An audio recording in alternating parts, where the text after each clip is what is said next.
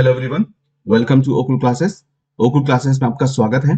पिछली क्लास में हमने इंडिया श्रीलंका रिलेशंस पार्ट 1 देखा था, जिसमें हमने इंडिया और श्रीलंका के बीच में स्ट्रेटेजिक रिलेशनशिप को समझा था और दोनों देशों के बीच में जो एंशिएंट कल्चरल रिलेशनशिप डेवलप हुआ था और अभी तक चला आ रहा है, उस पर चर्चा की थी। और आज की क्लास में हम ऐसे ही कुछ और इश्यूज को देखें जो कंटेम्परेरी है। ठीक है, तो चलिए शुरू करते हैं आज की अपनी क्लास। जो एक महत्वपूर्ण मुद्दा दोनों देशों के बीच में विवाद का कारण रहता है, वो है फिशरमैन इश्यूज। फिशरमैन इश्यूज की बात करें तो जो मछुआरे जो श्रीलंका की और इंडिया के बीच में जो इंटरनेशनल मैरीटाइम बाउंड्री लाइन है, वहां पर एक डिस्प्यूट का कारण बनते हैं, क्योंकि जो मछुआरे भारतीय साइड के जो मछुआरे हैं, कभी कभी मछली पकड़ते पकड़ते इस लाइन को क्रॉस कर जाते हैं और वो पहुंच जाते हैं श्रीलंकन साइड में। और ये जो इंटरनेशनल मैरीटाइम बाउंड्री लाइन है, वो पाक जल संधि और गल्फ ऑफ मन्नार के बीच में है। ठीक है, तो यहाँ पे जो श्रीलंकन अथॉरिटीज हैं, अधिकारी हैं, वो इनको गिरफ्तार कर लेते हैं। और कभी कभी ऐसी भी देखा गया है कि वो भारतीय मछुआरों की जो जहाजें हैं, उन पर गोलाबारी भी की जाती है। एक्चुअली होता क्या है कि जो श्रीलंकन साइड में जो मछलियों की क्वालिटी है और मात्रा है, वो काफी ज्यादा होती है। यहाँ पे हाई वैल्यू प्रॉन्स भी मिलते हैं, तो इसलिए भी कभी कभी जो भारतीय मछुआरे हैं, वो इस इंटरनेशनल मैरीटाइम बाउंड्री लाइन को क्रॉस कर जाते हैं और फिर वो श्रीलंका के अधिकारियों के द्वारा पकड़ लिए जाते हैं। आप यहाँ पे देख सकते हो, जो ये बीच में ये पाक पाक वे है, पाक यहाँ पे। ठीक है, पाक की खाड़ी है और ये गल्फ ऑफ मन्नार है। ठीक है, और ये जो लाइन आपको दिखाई दे रही है, ये है इंटरनेशनल मैरीटाइम बाउंड्री लाइन। और इसको क्रॉस करने के बाद ये श्रीलंकन टेरिटरी यहाँ शुरू हो जाती है, जहाँ पे भारतीय मछुआरों को पकड़ लिया जाता है। तो ये समस्या काफी समय से रही है। आप कभी भी आपने सुना भी होगा कि मछुआरों को जो है कभी गुडविल गेस्चर के रूप में यहाँ से श्रीलंका के द्वारा छोड़ा जाता है। तो ये दोनों देशों के बीच में एक जो विदेश संबंध है, उसमें एक महत्वपूर्ण फैक्टर है मछुआरों का इश्यू। ठीक है, तो जो मछुआरे भारतीय मछुआरे जो हैं, वो मैकेनाइज्ड जो ट्रॉलर्स होते हैं, उनका उपयोग करते हैं। ठीक है, और यहीं से मुद्दा शुरू हुआ। मैकेनाइज्ड ट्रॉलर एक प्रकार की बड़ी सी जहाज होती है, जिससे मछली पकड़ा जाता है। अभी हम देखेंगे उसको। इससे क्या होता है कि जो श्रीलंकाई मछुआरे हैं, उनको जो जितना मछली पकड़ना चाहिए, वो उतना पकड़ नहीं पाते हैं। मतलब कि जो ट्रॉलर्स से मछली पकड़ते हैं मछुआरे, वो ज्यादा मछलियों को पकड़ लेते हैं। और जो मछलियां अगर वहां पे खाली हो जाती है प्लेस, तो श्रीलंकाई जो मछुआरे हैं, उनको उतनी पर्याप्त मात्रा में मछलियां नहीं मिल पाती। और कभी कभी क्या होता है कि जो जो मैकेनाइज्ड ट्रॉलर्स हैं, वो इनके जो फिशिंग बोट्स हैं श्रीलंकाई, उनको भी नुकसान पहुंचा देते हैं। तो श्रीलंका की सरकार जो है, वो चाहती है कि भारत पाक जल डमरू क्षेत्र में, जो जल डमरू मध्य है, ये आप देख सकते हो। ठीक है, वहां पे इस क्षेत्र में ट्रॉलरों का उपयोग को बैन कर दे। ठीक है, और इस विषय पर अभी बातचीत चल रही है और अब तक कोई भी ठोस समझौता नहीं हुआ है, क्योंकि भारत इन ट्रॉलरों को पूरी तरह से बैन करने के बजाय उन्हें रेगुलेट करने के पक्ष में है। ये बात आप याद रखना कि इंडिया चाहता है कि जो ट्रॉलर्स यहाँ पे मछली पकड़ने के लिए यूज किए जाते हैं, उनको बैन ना करके रेगुलेट किया जाए। तो ये मछुआरों का इश्यू यहाँ पे है। आप देख सकते हैं, ये है ट्रॉलर।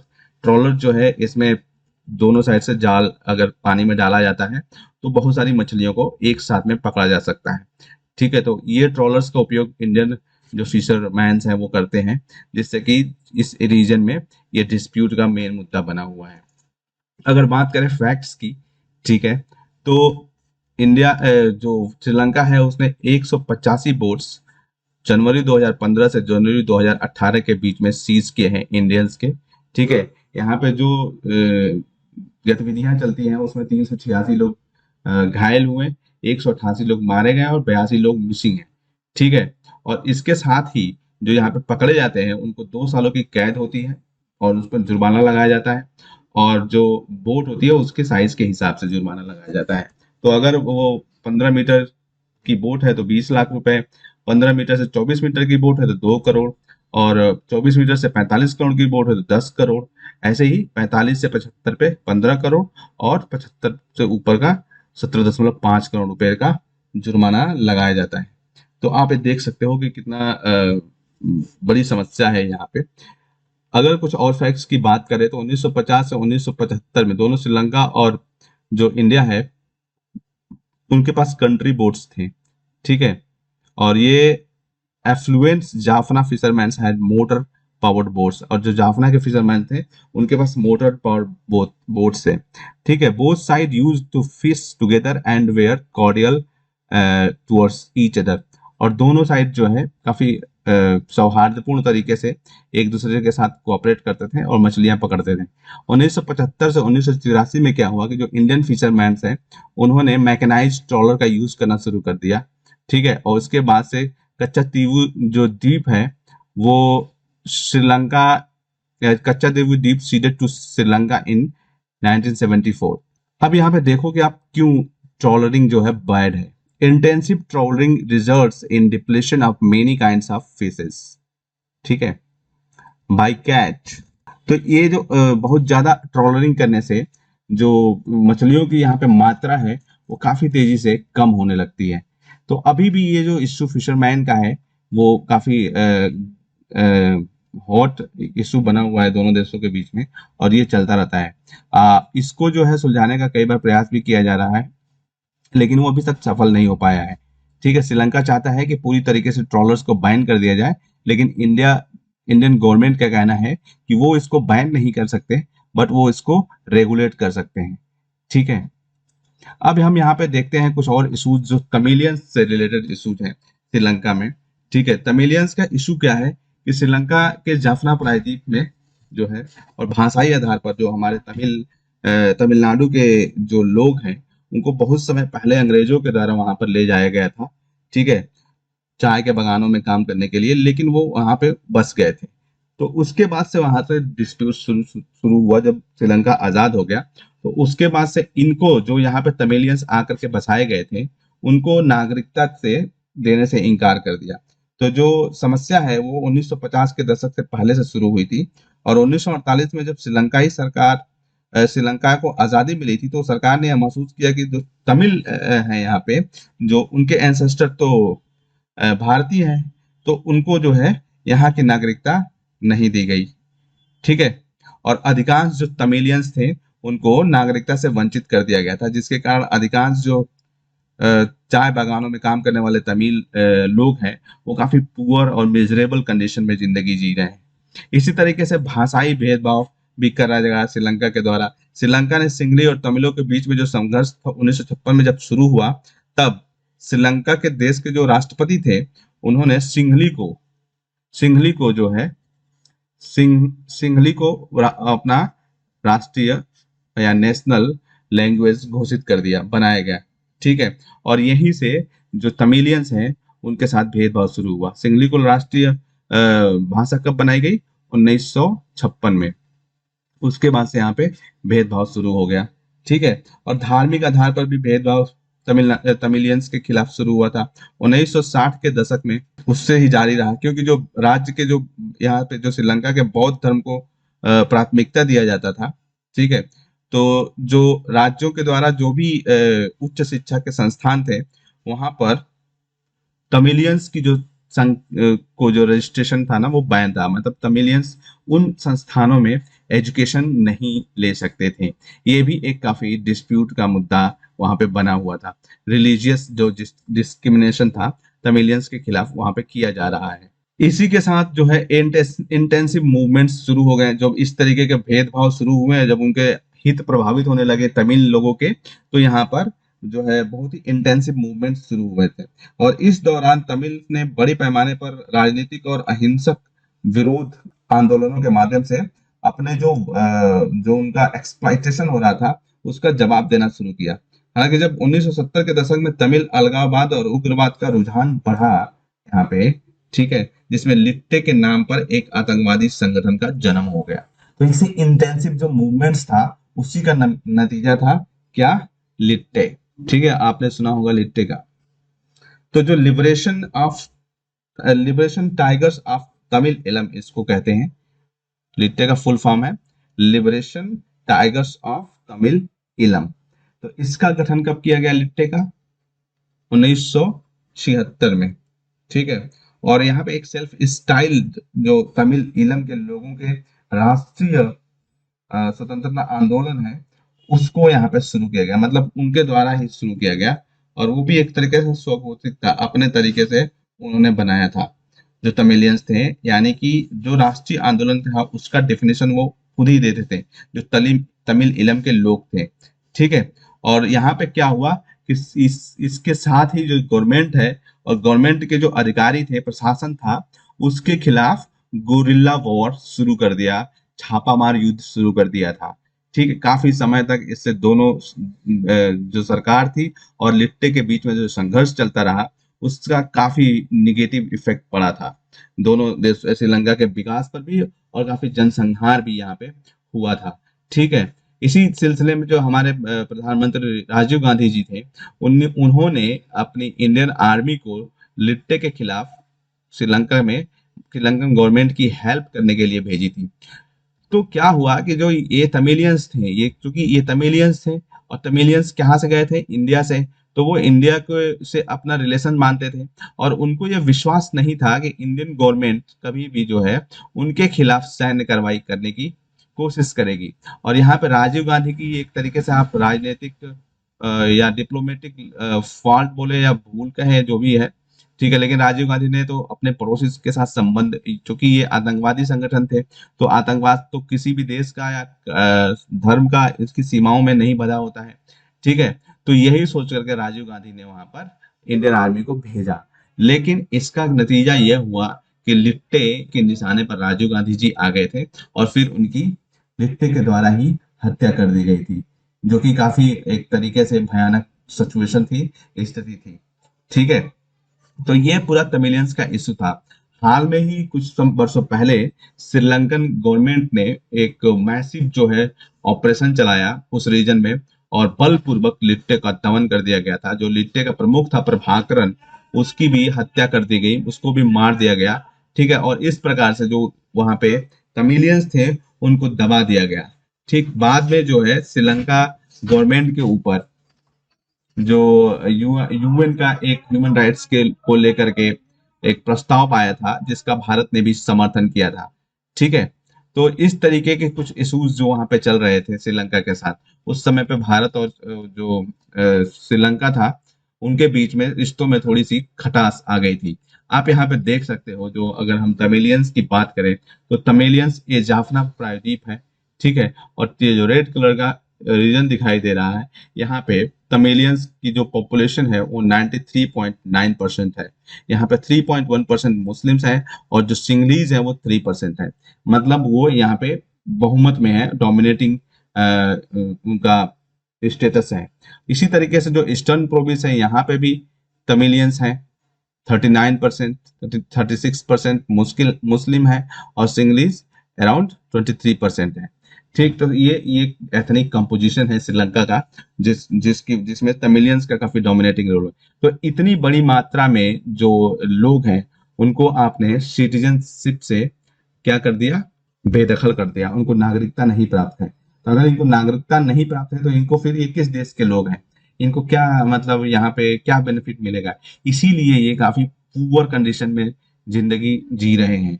ठीक है। काफी गरीबी से इनकी जिंदगी गुजर रही है, जो कि काफी शोचनीय है, मिजरेबल कंडीशन है।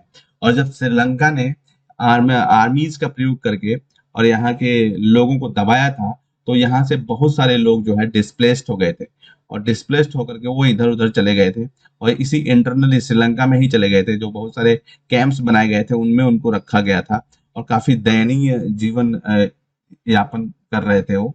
क्योंकि उनकी जो लाइफ थी वो एक तरीके से पूरे दांव पर लगी हुई थी। तो ये एक समस्या श्रीलंका में चल रही थी, और अभी भी इनके पुनर्वास की समस्या श्रीलंका में जारी है, चल रही है। इंडिया को ये जो कंसर्न्स क्या थे, जो ये तमिल इशू था उससे रिलेटेड, ठीक है, उसमें क्या कंसर्न्स थे? तो जैसा कि अब हम जानते हैं कि जो आतंकवादी गतिविधियां यहाँ पे चल रही थी, उसमें राजीव गांधी जी की हत्या भी हो गई थी, हमारे तो प्रधानमंत्री की। ठीक है। और एक लंबे समय के बाद, लाखों लोगों के मरने के बाद जो है, लिट्टे के साथ जो गृह युद्ध था वो 2009 में समाप्त हो गया था। ठीक है। और भारत ने भी इसमें काफी महत्वपूर्ण भूमिका निभाई थी, श्रीलंका से लिट्टे के सफाया में। तो अगर हम देखें कि इंडिया के कंसर्न्स क्या है, तो अभी जो इंडिया के कंसर्न्स हैं वो है रिहैबिलिटेशन ऑफ रिफ्यूजीज। श्रीलंकाई जो गृह युद्ध 2009 में हुआ था, उससे बचने वाले बहुत से जो श्रीलंकाई तमिल थे, वो तमिलनाडु में शरण मांग रहे थे। They were seeking refugee status in Tamil Nadu, ठीक है। और दोबारा से वहां पे उनको कोई टारगेट न बनाए, इसके लिए वो, इसके डर से वो श्रीलंका वापस नहीं जाना चाहते थे। तो इनका जो रिहैबिलिटेशन है वो इंडिया के लिए एक चुनौती बना हुआ है, ठीक है। इसी तरीके से जो सेंटिमेंट्स हैं तमिलियंस के, ठीक है, श्रीलंका के साथ अच्छे संबंध बनाए रखने के लिए जो श्रीलंकाई तमिलियों की दुर्दशा को नजरअंदाज करने के लिए भारत सरकार के को काफी विरोध और ये सब झेलना पड़ा था, प्रोटेस्ट झेलना पड़ा था तमिलियंस के द्वारा। क्योंकि जो तमिल्स थे इंडियन ओरिजिन के लोग हैं, जो वहां पर श्रीलंका में थे, तो उनके खिलाफ जिस तरीके की कदम उठाए गए थे, बहुत सारे तमिलियंस के तो वहां पे रिलेशंस भी हैं जो तमिलनाडु के लोग हैं। तो इसलिए ये तमिलियंस को, तमिल के लोग जो तमिलनाडु के लोग हैं, उनका विरोध भारत सरकार को झेलना पड़ा था। और strategic interest versus Tamilian questions भी एक मुद्दा है, ठीक है। जो अक्सर क्या होता है कि भारत को अपने पड़ोस में अपने जो आर्थिक हित है उनकी रक्षा करने के लिए, और हिंद महासागर में जो चीन का प्रभाव बढ़ रहा है उसका मुकाबला करने के लिए, सामरिक मुद्दों पर यानी कि स्ट्रेटेजिक इश्यूज पर तमिल जो अल्पसंख्यक हैं उनके जो अधिकार हैं, जो तमिल माइनॉरिटीज हैं उनके जो अधिकार हैं, उनसे समझौता करना पड़ता है। तो ये एक जो है तमिलियन क्वेश्चंस और स्ट्रेटेजिक इंटरेस्ट जो है इंडिया का, वो यहाँ पे टकराते हैं। क्योंकि अगर स्ट्रेटेजिक इंटरेस्ट को फुलफिल करना है तो तमिलियंस जो राइट्स, जो माइनॉरिटी है वहां पे, उसके अधिकारों की को अनदेखी करनी पड़ेगी। अगर तमिलियन इंटरेस्ट को इंडिया प्रमोट करता है तो यहाँ पे स्ट्रेटेजिक जो इंटरेस्ट है इंडिया का श्रीलंका में, वो दांव पे लग सकता है। तो चूंकि चीन इस समय काफी तेजी से अपने आप को बढ़ा रहा है इंडियन ओशन में, तो इस दृष्टिकोण से श्रीलंका में अपने इंटरेस्ट, जो स्ट्रेटेजिक इंटरेस्ट है, उससे समझौता करना भारत के लिए थोड़ा चैलेंज हो सकता है। अब देखते हैं कि जो दोनों देशों के बीच में कॉन्फिडेंस बिल्डिंग मेजर्स यानी कि विश्वास बहाली के उपाय क्या किए जा रहे हैं। तो एक जो है सबसे महत्वपूर्ण है वो है करेंसी स्वैप एग्रीमेंट, ठीक है। तो जो भारतीय रिजर्व बैंक है, वहां पर विदेश भंडार को बढ़ावा देने के लिए, ठीक है, भारतीय रिजर्व बैंक ने विदेश भंडार को बढ़ावा देने के लिए श्रीलंका की जो वित्तीय स्थिरता है उसको बनाए रखने के लिए श्रीलंका को 400 million US dollar currency swap की सुविधा देता है। यानी कि 400 यूएस डॉलर से वो अपनी करेंसी को इंडिया से एक्सचेंज कर सकता है, ठीक है। और इसके लिए जो समझौता था उस पर हस्ताक्षर किया गया था। और चूंकि श्रीलंका अभी कोरोना वायरस से बुरी तरीके से प्रभावित देश रहा है, और इंडिया भी तो रहा ही है, लेकिन इंडिया चूंकि यहाँ पे एक रीजनल पावर के रूप में है, तो इंडिया को ये सब चीजें ध्यान में रखते हुए करेंसी स्वैप एग्रीमेंट्स का कदम उठाना पड़ा श्रीलंका के साथ, ताकि श्रीलंका और भारत के बीच में एक विश्वास को बनाया जा सके, यानी कि विश्वास बहाली स्थापित की जा सके दोनों देशों के बीच में। इसी तरीके से एक्सचेंज की अगर बात करें, ठीक है, तो भारत और श्रीलंका के बीच में जो राजनीतिक संबंध है उनको जो है नियमित अंतराल पर, यानी कि रेगुलर इंटरवल्स पर जो हाई लेवल्स विजिट होती है, हाई लेवल विजिट जो होती है वो होती रहती है। यानी कि श्रीलंका से भी उच्च अधिकारी जो है यहाँ इंडिया आते हैं, और इंडिया से भी यहाँ से श्रीलंका जाते हैं जो पदाधिकारी हैं, लाइक प्रधानमंत्री भी जाते हैं, ठीक है। तो इससे क्या हुआ, दोनों देशों के बीच में पॉलिटिकल रिलेशनशिप जो है थोड़ा सा स्ट्रांग बना रहा। और इसी तरीके से आतंकवाद के खिलाफ भारत का समर्थन अगर बात करें इस पर, ठीक है, तो गृह युद्ध के दौरान भारत ने क्या किया था कि आतंकवादी ताकतों के खिलाफ कार्रवाई करने के लिए श्रीलंकन जो गवर्नमेंट है उसका सपोर्ट किया था, जैसा कि हमने पीछे देखा था, ठीक है। तो इससे भी दोनों देशों के बीच में एक विश्वास बहाली का माहौल बना। ठीक ठीक उसी तरीके से इंडियन हाउसिंग प्रोजेक्ट्स भी वहां पर चलाए जा रहे हैं, जो यह जो है इसके लिए विकासात्मक सहायता करने के लिए भारत सरकार की जो है एक परियोजना है, प्रोजेक्ट है, ठीक है। और जो इसकी भारत की जो प्रति इनिशियल कमिटमेंट बोल सकते हैं आप इसको, या जो प्रतिबद्धता है, तो वो गृह युद्ध से प्रभावित जो लोग हैं, और साथ ही साथ जो बागान, जो यहाँ पे चाय के बागान हैं, ठीक है, जो प्लांटेशन एरियाज हैं, यहाँ पर श्रमिकों के लिए 50,000 घर बनाए जाने की बात इंडिया कर रहा है, और उस पर इंडियन हाउसिंग प्रोजेक्ट्स काम चल रहा है। तो इससे क्या होगा कि जो यहाँ पे एक तो तमिलियंस जो यहाँ पे डिप्राइव्ड कंडीशन में जी रहे हैं, ठीक है, उनके लाइफ में चेंजेस आएंगे और उनको इससे काफी बेनिफिट होने वाला है। तो इंडियन हाउसिंग जो प्रोजेक्ट है, चाहे तमिलियंस के रिहैबिलिटेशन के लिए काफी जरूरी है, और इस तरीके से भारत पर तमिलियंस का एक तरीके से फिर से उनका भी विश्वास बन सकता है, और श्रीलंका भी इस चीज को मानेगा कि हाँ, भारत ने हमारी मदद करी है, ठीक है। और ये एड्रेसिंग जो फिशरमैन को इशूज हैं, तो दोनों देशों की जो प्रॉक्सिमिटी है टेरिटोरियल वाटर्स की, उसको देखते हुए विशेष रूप से जो ये पाक स्टेट है और गल्फ ऑफ मन्नार है, ठीक है, मछुआरों की जो मछुआरे जो हमारे भटक जाते हैं एक तरीके से स्ट्रेइंग, यानी कि भटक जाते हैं, तो ये एक आम बात है। तो दोनों देश अंतर्राष्ट्रीय समुद्री रेखा को पार करने वाले दोनों पक्षों के मछुआरों के मृत्यु से निपटने के लिए कुछ जो है व्यवस्था, यानी कि प्रैग्मेटिक या व्यवहारिक व्यवस्था करने पर सहमत हुए हैं, यानी कुछ ऐसा व्यवहारिक व्यवस्था किया जाएगा ताकि जो मछुआरे ये पाक जलसंधि और गल्फ ऑफ मन्नार में भटक करके अगर श्रीलंका में चले जाते हैं या इंडियन साइड में आ जाते हैं, तो वहां पे उनपे कोई कदम उठाने से बेहतर है कि कोई ऐसा बीच का रास्ता निकाला जाए कि मछुआरों को कोई ज्यादा दिक्कत ना हो, ठीक है। तो ये बहुत जरूरी है, जो फिशरमैन के इश्यूज हैं इसको इससे निपटने के लिए, क्योंकि हमने जो पीछे फैक्ट्स देखे थे उसमें देखे थे कि कितने लोग मारे जा चुके हैं, ठीक है, इसमें, और कितने लोग घायल हो चुके हैं, कितने लोग मिसिंग हैं, जो कि एक तरीके से ह्यूमैनिटेरियन जो ग्राउंड है उस पे भी इसको सही नहीं कहा जा सकता है।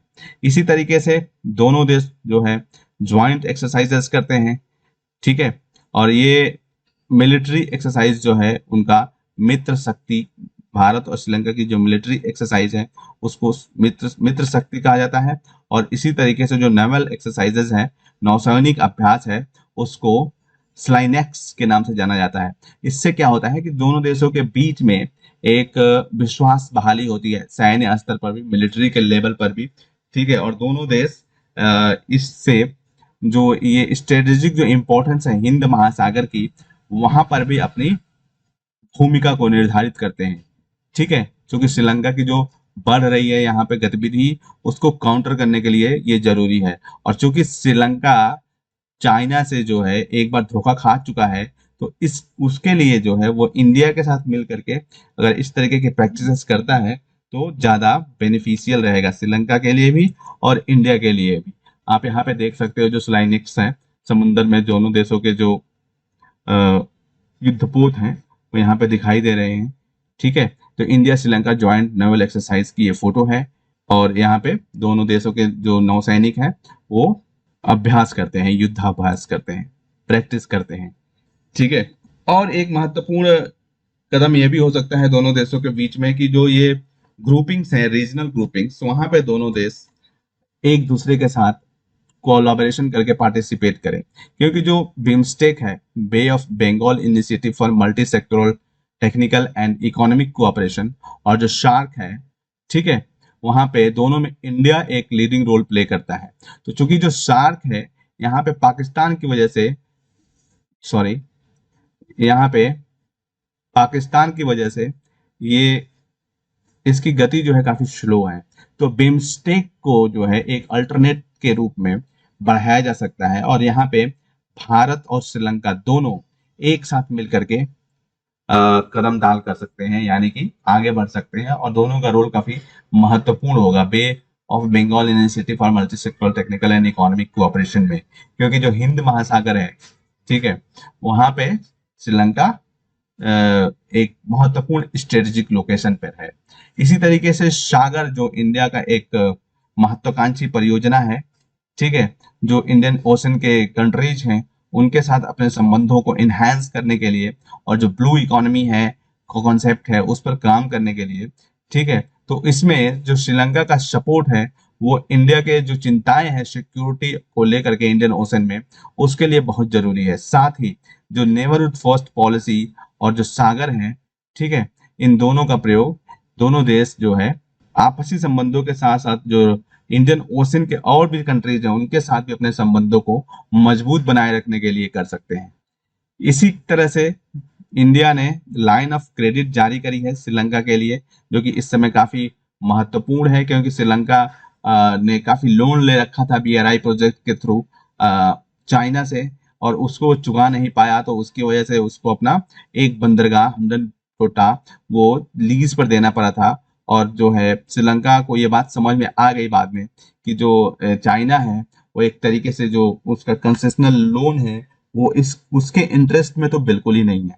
तो इंडिया ने क्या किया है कि 400 मिलियन का एक क्रेडिट लाइन जारी किया है श्रीलंका के लिए, ठीक है, ताकि वो अपनी अर्थव्यवस्था को और अपने आधारभूत संरचना को और संरचनाओं को विकास कर सके, मजबूती दे सके। ठीक है, क्रेडिट लाइन का मतलब होता है कि $400 मिलियन तक श्रीलंका इंडिया से ले सकता है, ठीक है। और उसके साथ ही $50 मिलियन का एक एडिशनल क्रेडिट लाइन दी गई है श्रीलंका को, और वो भी आतंकवाद से निपटने के लिए, आतंकवाद से लड़ने के लिए। तो ये एक कॉन्फिडेंस बिल्डिंग मेजर्स जो है दोनों देशों के बीच में के कुछ हमने पॉइंट्स देखे। अगर हम आंसर लिखेंगे तो इन जो तथ्यों का और इन कॉन्सेप्ट्स का प्रयोग करेंगे तो हमारा आंसर अच्छा हो सकता है, और इसके आधार पे हम इंडिया और श्रीलंका के रिलेशनशिप के बारे में पूछे गए सारे प्रश्नों का जवाब लगभग दे सकते हैं। तो ये काफी महत्वपूर्ण है कि आप इनको समझ करके रखो, ठीक है। तो आज के लिए बस इतना ही। अगली क्लास में हम अब एक नए टॉपिक के साथ आएंगे, ठीक है, जो इंडियन ओशन में इंडिया की नेट सिक्योरिटी प्रोवाइडर के रूप में स्थिति है उस पर चर्चा करेंगे, ठीक है। तो ये काफी महत्वपूर्ण होने वाला है एग्जाम के लिए, क्योंकि यूपीएससी आजकल इसी तरीके के क्वेश्चंस पूछती है। तो अगर आपने अभी तक हमारे चैनल को सब्सक्राइब नहीं किया है तो जल्दी से कर लीजिए, और साथ ही बेल आइकन को प्रेस कर लीजिए ताकि आपको हमारे आगे आने वाले वीडियोस के नोटिफिकेशन समय समय पर मिलते रहें। अगर आपको इस टॉपिक में समझाए गए किसी भी कॉन्सेप्ट को लेकर कोई भी क्वेरी है तो आप नीचे कमेंट सेक्शन में लिख सकते हैं। मैं खुद पर्सनली उसका रिप्लाई 24 घंटे के भीतर करूंगा। आप हमें सुझाव दे सकते हैं ताकि अगर जरूरत पड़े तो हम इसमें सुधार कर सकते हैं। आप हमसे हमारी ओकुल वेबसाइट, हमारे Facebook page, Twitter page, Telegram channel या फिर ईमेल के माध्यम से भी जुड़ सकते हैं। ये सभी लिंक्स नीचे डिस्क्रिप्शन में दिए गए हैं। और इन वीडियोस को अपने दोस्तों के साथ, अपने कलीग्स के साथ शेयर करना नहीं भूलें ताकि इनसे सबकी हेल्प हो सके।